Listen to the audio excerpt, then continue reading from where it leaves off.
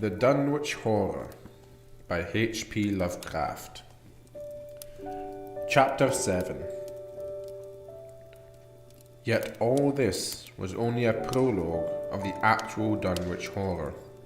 Formalities were gone through by bewildered officials, abnormal details were duly kept from press and public, and men were sent to Dunwich and Aylesbury to look up property and notify any who might be heirs of the late Wilbur Whateley.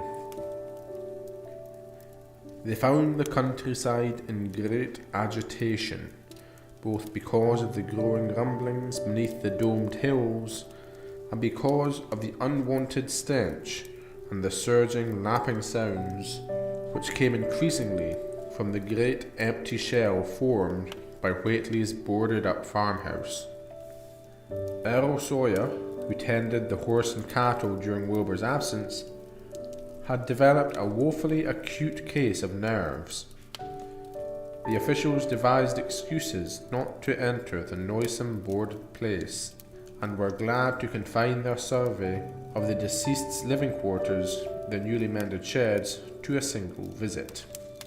They filed a ponderous report at the courthouse in Aylesbury, and litigations concerning heirship are said to be still in progress amongst the innumerable Whateleys, decayed and undecayed, of the upper Miskatonic Valley. An almost interminable manuscript in strange characters, written in a huge ledger and adjudged a sort of diary because of the spacing and the variations in ink and penmanship, presented a baffling puzzle to those who found it on the old bureau which served as its owner's desk. After a week of debate, it was sent to Miskatonic University, together with the deceased's collection of strange books, for study and possible translation. But even the best linguists soon saw that it was not likely to be unriddled with ease. No trace of the ancient gold with which Wilbur and old Whateley had always paid their debts has yet been discovered. It was in the dark of September 9th that the horror broke loose. The hill noises had been very pronounced during the evening, and dogs barked frantically all night. Early risers on the 10th noticed a peculiar stench in the air. About 7 o'clock, Luther Brown, the hired boy at George Corey's, between Cold Spring Glen and the village, rushed frenziedly back from his morning trip to 10-acre meadow with the cows. He was almost convulsed with fright as he stumbled into the kitchen, and in the yard outside, the no less frightened herd were pawing and lowing pitifully, having followed the boy back in the panic they shared with him. Between gasps, Luther tried to stammer out his tale to Mrs. Corey. Up there, in the rud beyond the glen, Miss Corey. There's something been there. It smells like thunder, and all the bushes and little trees is pushed back from the rud, like they'd a house been moved along of it. And that ain't the worst neither. There's prints in the mud, Miss Corey. Great round prints as big as a barrowhead's, all sunk down, deep like an elephant had been along. Only there's a sight more than 4 feet could make. I looked at 1 or 2 afore I ran, and I see every one was covered with lines spreading out from one place, like as if big palm leaf fans, 2 or 3 times as big as any there is. It had been pounded down into the rud, and the smell was awful, like what is around Wizard Whateley's old house. Here he faltered, and seemed to shiver afresh with the fright that had sent him flying home. Mrs. Corey, unable to extract more information, began telephoning the neighbours, thus starting on its rounds the overture of panic that heralded the major terrors.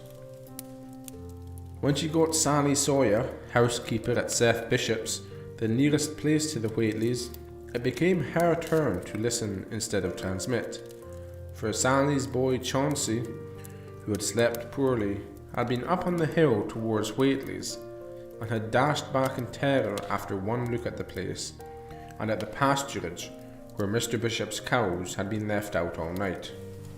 Yes, Miss Corey? Came Sally's tremulous voice over the party wire. Chauncey just come back a posting. He couldn't half talk for being scared.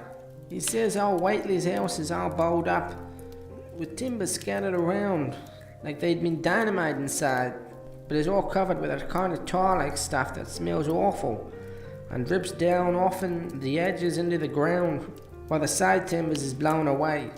And there's awful kind of marks in the yard too, great round marks bigger than a hogshead, and all sticky with stuff like is on the blowed up house.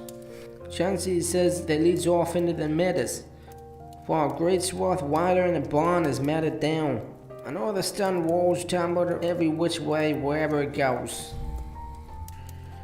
And he says he, Miss Corey, as how he sort of looked for Seth's cows, frighted as he was, and found them in the upper pasture nigh the devil's hop yard in an awful shape. Half of them's clean gone, and nigh half of them that's left is sucked most dry of blood, with sores on him like there's been on Whateley's cattle ever since Lavandy's black brat was born. Seth has gone out now to look at them, but I'll vow he won't care to get very nigh Wizard Whateley's. Chance he didn't look too careful to see why the big matted down swath led out had left the pasturage, but he says he thinks it pinned towards the glen road of the village.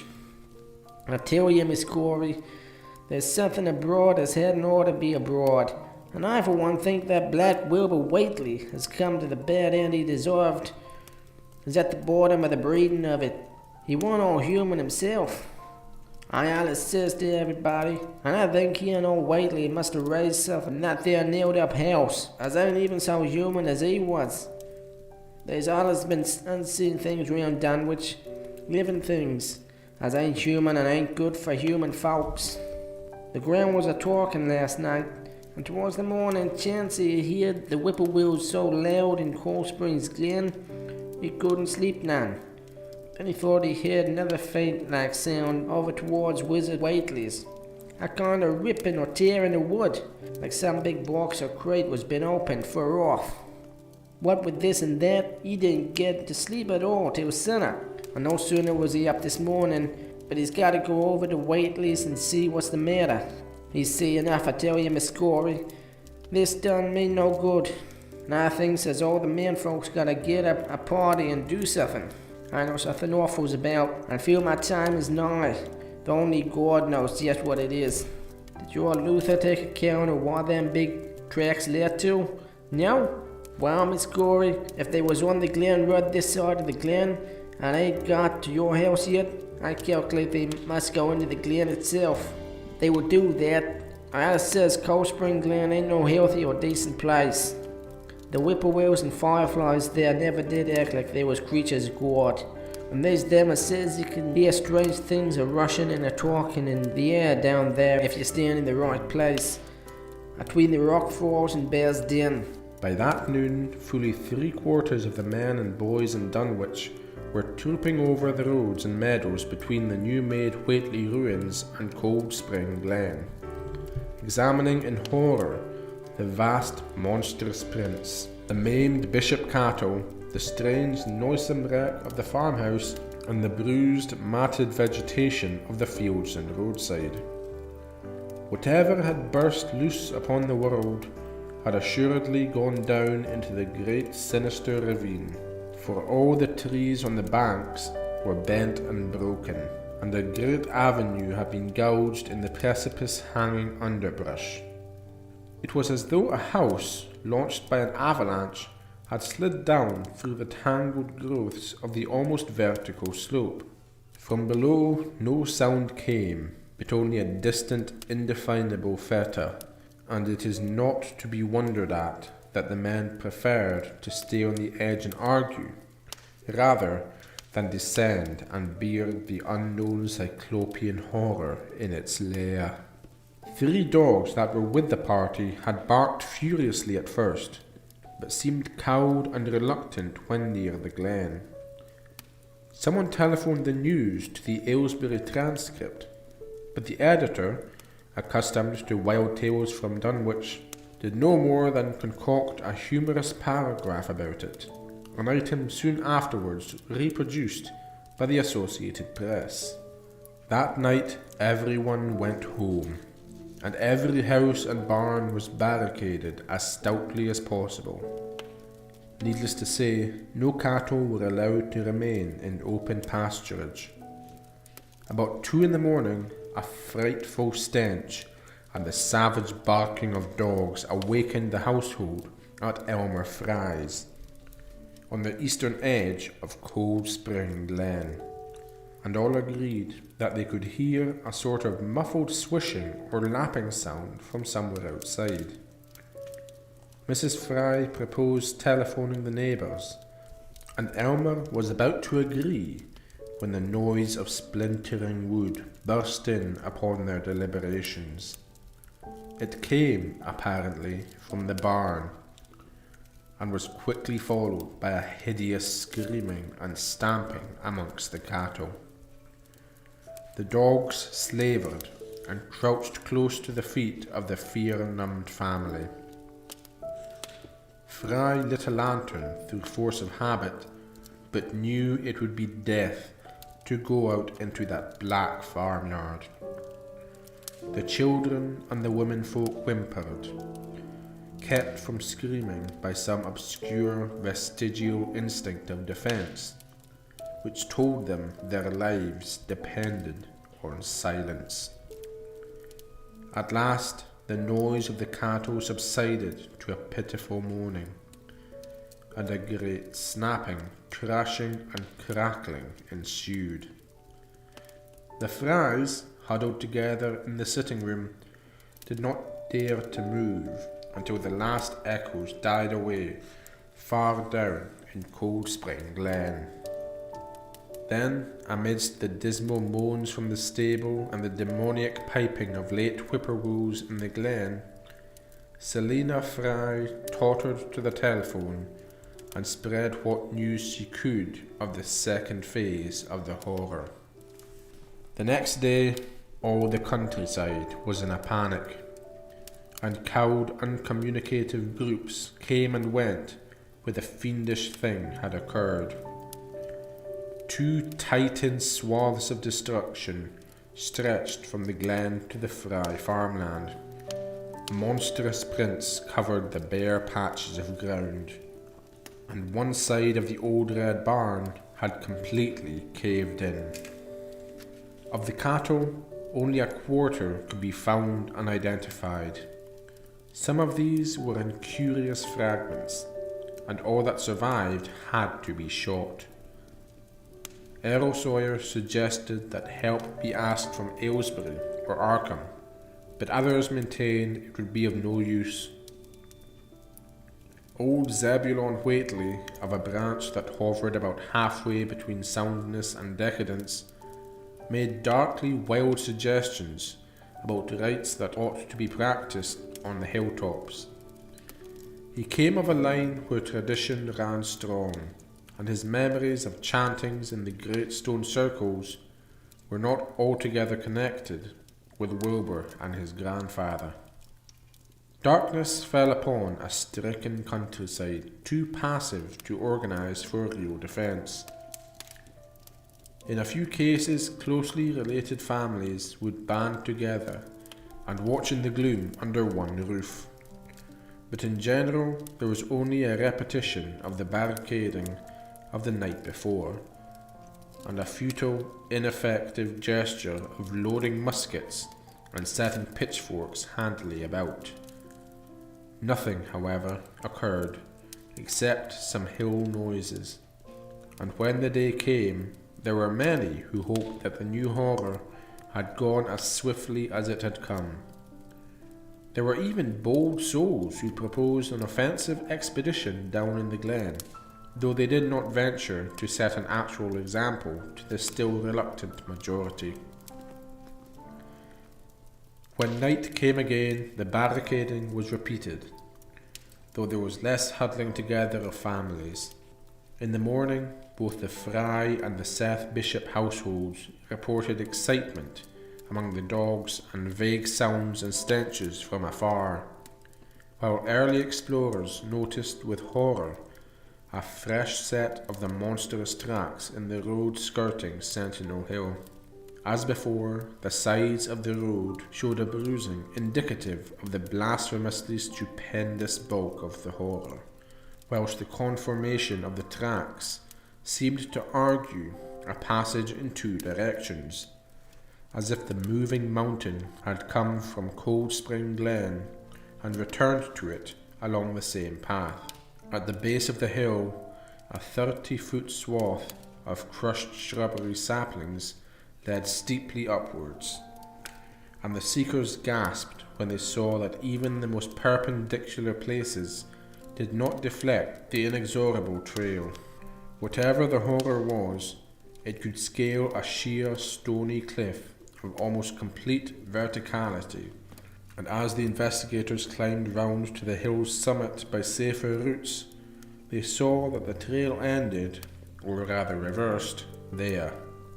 It was here that the Whateleys used to build their hellish fires and chant their hellish rituals by the table-like stone on May Eve and Hallowmass.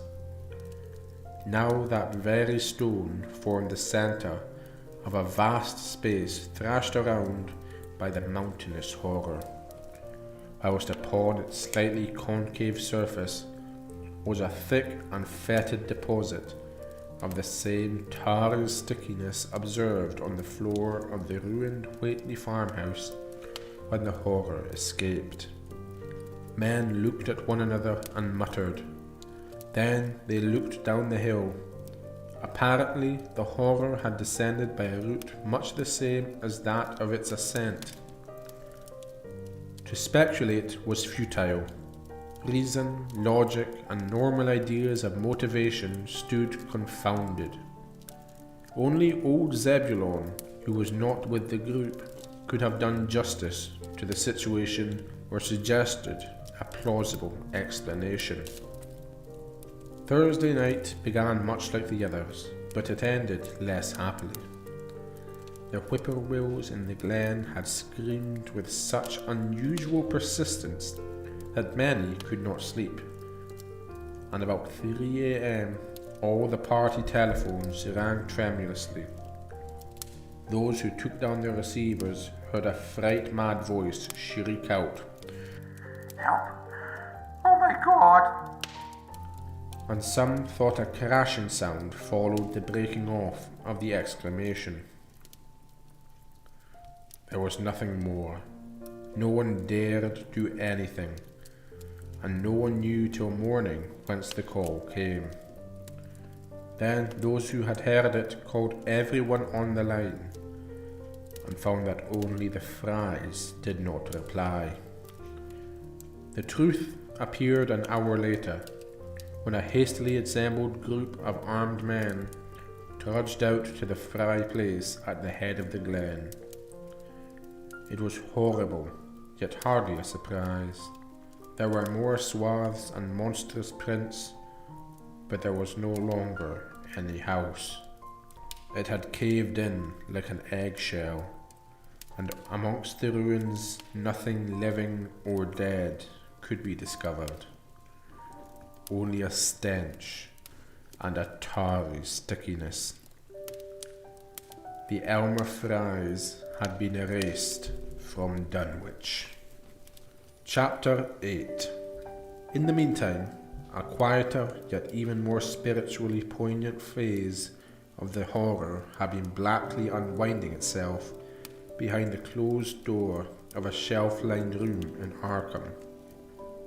The curious manuscript record or diary of Wilbur Whateley, delivered to Miskatonic University for translation, had caused much worry and bafflement among the experts in language, both ancient and modern. Its very alphabet, notwithstanding a general resemblance to the heavily shaded Arabic used in Mesopotamia, being absolutely unknown to any available authority. The final conclusion of the linguists was that the text represented an artificial alphabet, giving the effect of a cipher, though none of the usual methods of cryptographic solution seems to furnish any clue. Even when applied on the basis of every tongue the writer might conceivably have used.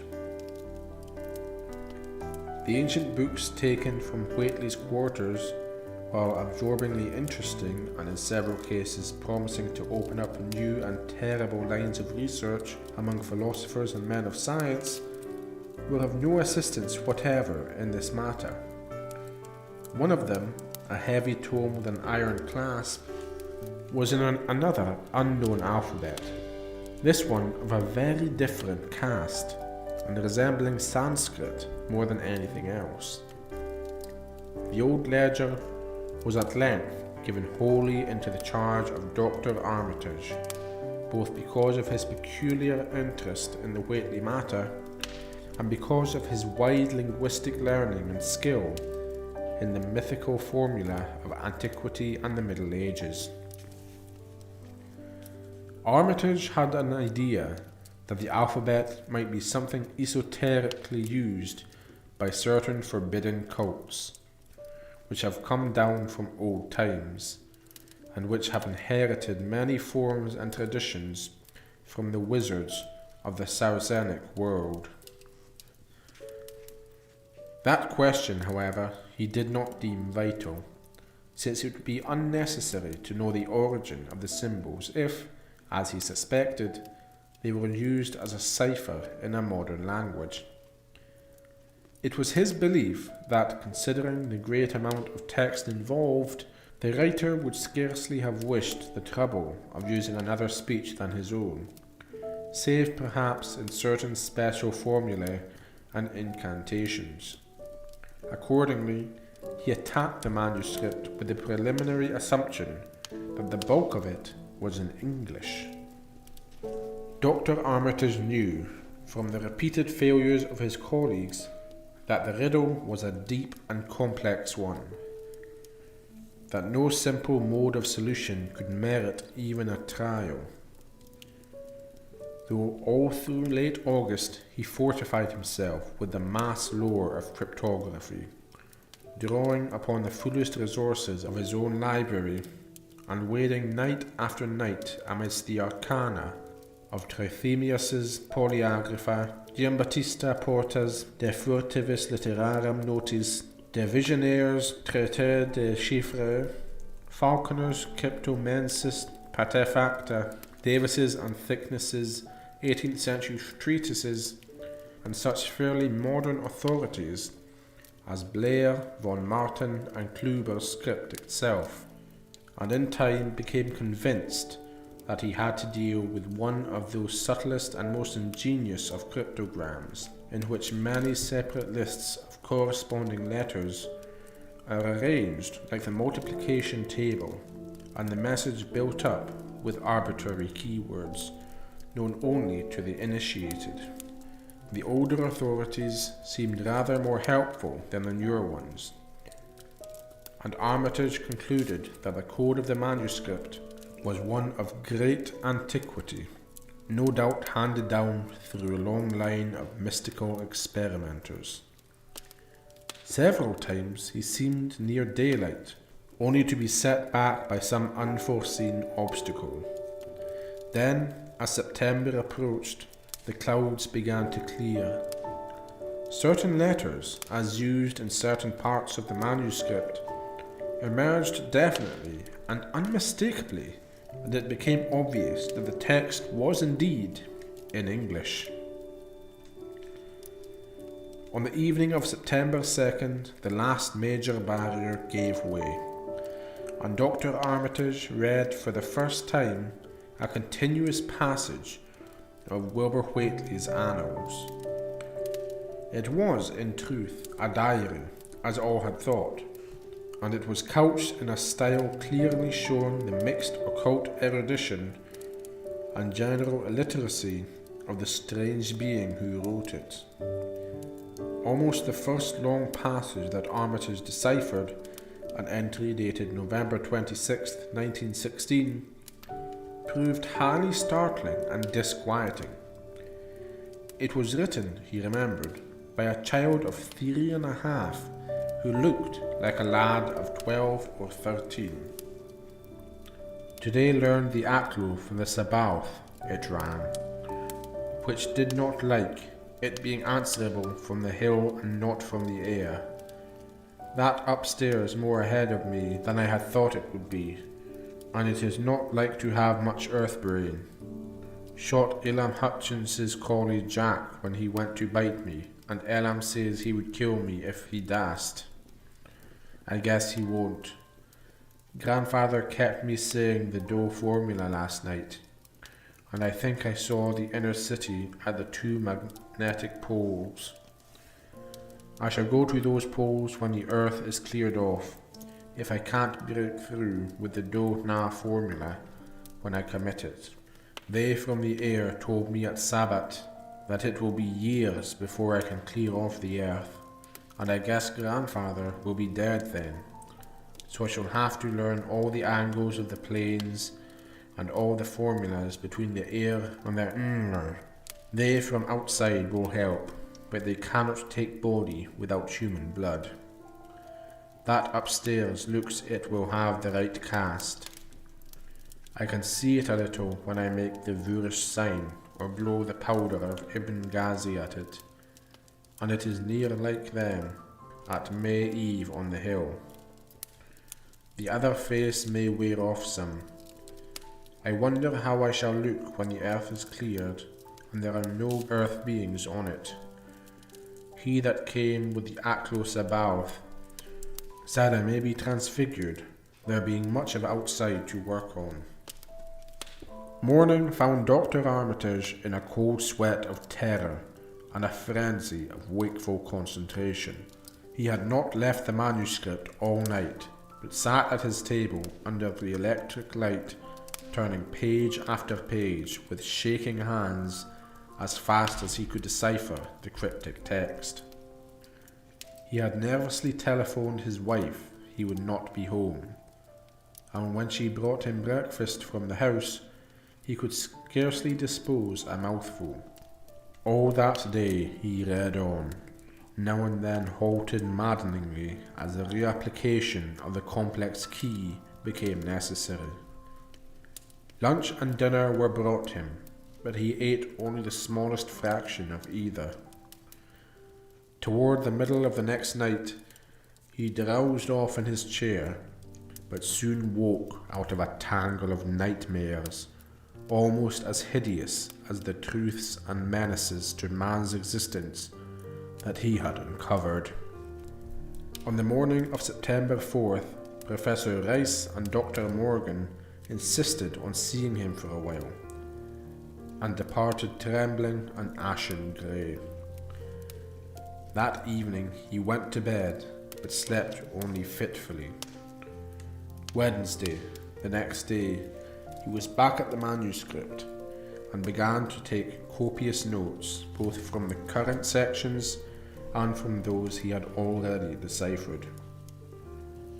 In the small hours of that night, he slept a little in an easy chair in his office, but was at the manuscript again before dawn. Some time before noon, his physician, Dr. Hartwell, called to see him and insisted that he cease work. He refused, intimating that it was of the most vital importance for him to complete the reading of the diary, and promising an explanation in due course of time. That evening, just as twilight fell, he finished his terrible perusal and sank back exhausted. His wife, bringing his dinner, found him in a half-comatose state, but he was conscious enough to warn her off with a sharp cry when he saw her eyes wander towards the notes he had taken. Weakly rising, he gathered up the scribbled papers and sealed them all in a great envelope, which he immediately placed in his inside coat pocket. He had sufficient strength to get home, but was so clearly in need of medical aid that Dr. Hartwell was summoned at once, As the doctor put him to bed, he could only mutter over and over again, "But what in God's name can we do?" Dr. Armitage slept, but was partly delirious the next day.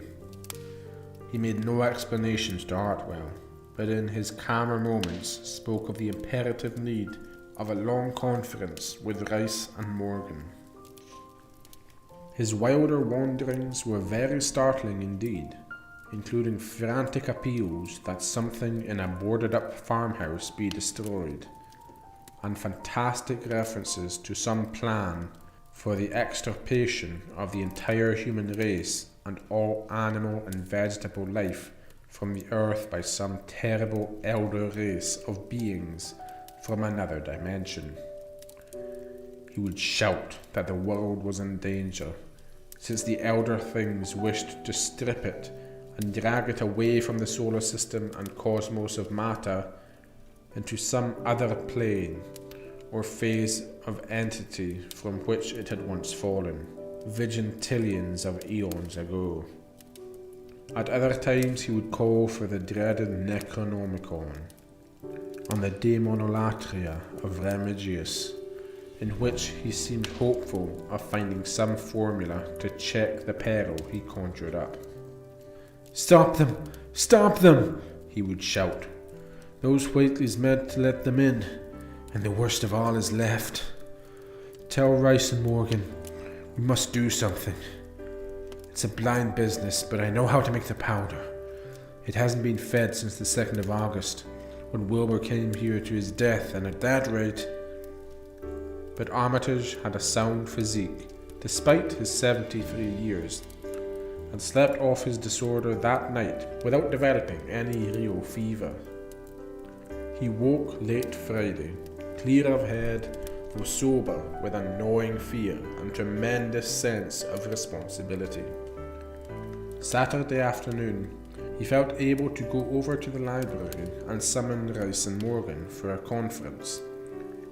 And the rest of that day and evening, the three men tortured their brains in the wildest speculation and most desperate debate. Strange and terrible books were drawn voluminously from the stack shelves and from secure places of storage, and diagrams and formula were copied with feverish haste and in bewildering abundance. Of skepticism there was none. All three had seen the body of Wilbur Whateley as it lay on the floor in a room of that very building. And after that, not one of them could feel even slightly inclined to treat the diary as a madman's raving. Opinions were divided as to notifying the Massachusetts State Police, and the negative finally won. There were things involved which simply could not be believed by those who had not seen a sample, as indeed was made clear during certain subsequent investigations. Late at night, the conference disbanded without having developed a definite plan. But all day Sunday, Armitage was busy comparing formulae and mixing chemicals obtained from the college laboratory. The more he reflected on the hellish diary, the more he was inclined to doubt the efficacy of any material agent in stamping out the entity which Wilbur Whateley had left behind him. The earth-threatening entity which, unknown to him, was to burst forth in a few hours and become the memorable Dunwich Horror. Monday was a repetition of Sunday with Dr. Armitage, for the task in hand required an infinity of research and experiment.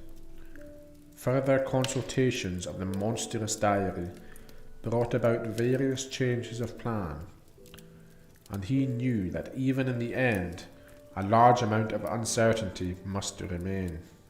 By Tuesday he had a definite line of action mapped out, and believed he would try a trip to Dunwich within a week. Then, on Wednesday, the great shock came. Tucked obscurely away in a corner of the Arkham Advertiser was a facetious little item about the Associated Press, telling what a record-breaking monster the bootleg whiskey of Dunwich had raised up. Armitage, half stunned, could only telephone for Rice and Morgan. Far into the night they discussed, and the next day was a whirlwind of preparation on the part of them all.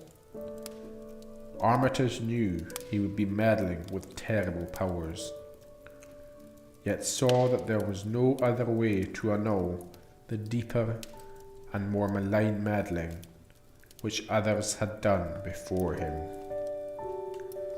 End of Part 4.